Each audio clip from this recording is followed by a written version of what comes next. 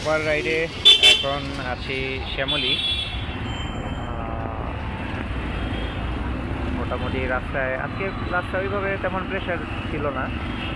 বসকে ড্রপ করার পরে, ভাইকে ড্রপ করার পরে অফিস থেকে তারপর আসলাম এখানে। লেন্সটা বলা হয়ে ড্রপ করার পরে এখানে আসলাম বিহারিঘর সামনে, এই Dhaka central medical college and হসপিটালের সামনে।